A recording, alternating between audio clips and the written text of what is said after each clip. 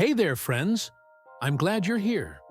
Today, I want to talk about something important, but maybe a little uncomfortable. We're going to look at 6 habits some of us pick up as we get older that can push others away without us even realizing it. Stick around, because a little self-awareness can go a long way. Constant complaining. We all have aches, pains, and plenty to grumble about as we age. Believe me, I get it. But if we're always talking about what's wrong, it wears people out. Constant complaining doesn't just make others uncomfortable. It starts to shape how we see the world too. I remember a lunch I had with an old buddy of mine. We hadn't seen each other in years, and the first 45 minutes was just him going on about his bad knees, his lousy neighbor, his doctor, his kids not calling. By the end of it, I realized I hadn't said a word, and I didn't feel any closer to him. I felt kind of drained. The thing is, venting once in a while is fine, but when it becomes a habit, it can make folks not want to spend time with us. If you catch yourself doing it a lot, try shifting gears. Ask the other person about their day. Share a memory. Talk about something you're grateful for, even if it's small, like your morning coffee or the way the sun hits the porch. And if you're feeling down more often than not, that's nothing to be ashamed of. Sometimes it's not just a bad day. It could be depression, and talking to your doctor can really help. Giving unsolicited advice. Now, this one hits close to home. I've been guilty of it myself. You hear someone talking about their problem, and your brain goes, "Oh, I know how to fix that." And before they've even finished the sentence, we're jumping in with our solution. But here's the thing. Most of the time, people just want to be heard, especially the younger ones, our kids, grandkids, even neighbors. They're not always looking for advice, even if it's good. One afternoon, my granddaughter called me, all excited about a job she was interviewing for. And what did I do? I went straight into lecture mode. Make sure you dress sharp. Don't forget to send a thank you email. Speak with confidence. Halfway through, she said, "Papa, I just wanted to tell you. I'm nervous, not clueless." That hit me. A better approach is to ask, "Would you like my thoughts, or do you just want to talk it out?" That little question can save a lot of stress, and it shows respect. Of course, there are times when advice is needed, but it's the unasked for advice that can wear people down. Let them come to you. And if you suspect memory slips or confusion are pushing you to over-explain things, that's worth a gentle talk with your doctor too. Dominating conversations. When we've lived a long time, we've got a lot of stories, and often some great ones.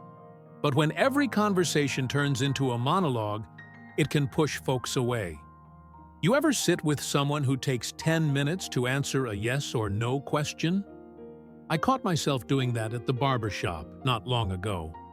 A young guy asked if I'd served in the military. I ended up telling him everything from boot camp to retirement in a single breath. By the time I stopped talking, he had that glazed-over look folks get when they're too polite to interrupt. That's when it hit me. I wasn't talking with him, I was talking at him. Good conversations are like a dance, back and forth. We share, we listen, we ask questions. Sometimes we need to make space for silence too. It's in that quiet that real connection happens. So next time you're chatting with someone, especially someone younger, pause once in a while. Ask about their life. Be curious. Being a good listener is one of the best ways to stay close to the people we care about.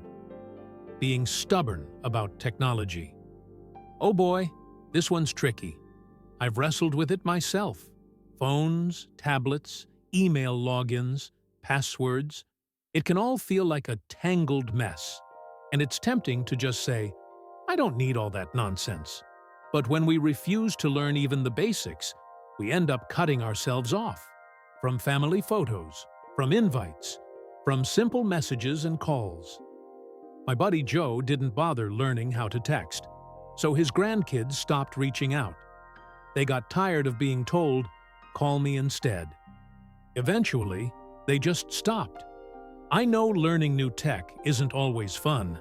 Heck, I had to ask my daughter how to unmute myself on Zoom more times than I'd like to admit. But she was patient, because I was trying. You don't have to be a tech wizard, just be open. Ask questions. Watch a video tutorial or two. There are even classes at local libraries or senior centers that walk you through the basics. It's not about impressing anyone, it's about staying connected. And if frustration or forgetfulness is getting in your way, bring it up with your doctor. It might be something that can be improved or managed. Talking only about the past. Nostalgia is a beautiful thing. I could sit all day talking about drive-in movies, the first car I bought, or the songs we slow danced to. But when every conversation is about the past, it can make others feel like you've given up on the present, or them.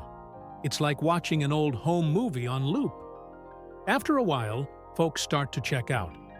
I caught myself doing this a while back with my neighbor's boy. He asked me a simple question. "What kind of music do you like?" And I launched into a long tale about seeing Johnny Cash live in '72. When I finally came up for air, he said, "That's cool. But have you heard anything by Chris Stapleton?" I realized I hadn't listened to anything new in years. So I gave it a shot. And you know what? I liked it. We can honor the past and still stay curious about the world around us. Ask your grandkids what they're watching. Try a new recipe. Read a recent book. Life didn't stop in 1975. It's still moving, and we can move with it. Neglecting personal hygiene or appearance. This one's a little sensitive, but it's important. As we age, it's easy to let things slide. Skipping a shower here and there, wearing the same shirt for a few days, not noticing our breath isn't so fresh. Sometimes it's mobility, sometimes it's memory, sometimes it's just not feeling up to it. But here's the thing. How we take care of ourselves sends a message to the people around us. It says, "I still care. I still value myself." And that matters more than we think. I remember going through a rough patch after my wife passed.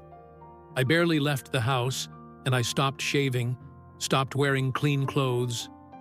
One day, my daughter showed up unannounced, took one look at me and said, "Dad, you don't look like you." She wasn't being critical. She was worried. And she was right. It wasn't until I forced myself to shower, put on clean clothes, and get a haircut that I started feeling like me again. If you're having trouble managing things, bending down, reaching, remembering, talk to your doctor. There are tools, tips, even home care options that can make it easier. You don't have to do it all alone. And believe me, a fresh shave or clean shirt can change your whole day. Refusing help out of pride. We were raised to be independent, to take care of our own. Asking for help often felt like failure.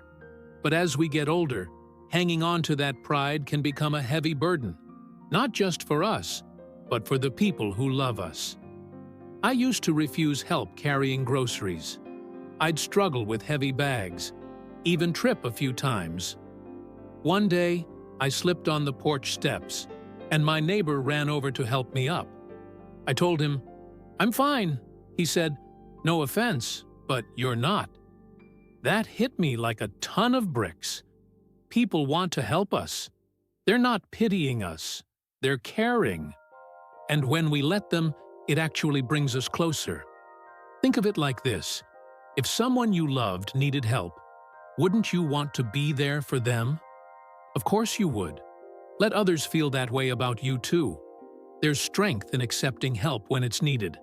And if you're worried you're becoming too forgetful or physically unsteady, don't brush it off. Talk to your doctor. There are so many options these days that help us stay safe and independent, without losing our dignity. Getting older doesn't mean getting stuck. It means learning, growing and staying connected in new ways. These habits we've talked about, they don't make us bad people. They make us human. But with a little awareness and a little courage, we can keep building the kind of relationships that matter. Take care of your health, be kind to yourself, and keep that door open to the world around you. And if you found this video helpful, go ahead and subscribe, leave a comment, or share it with someone who might need a gentle nudge too. Until next time, take good care, my friends.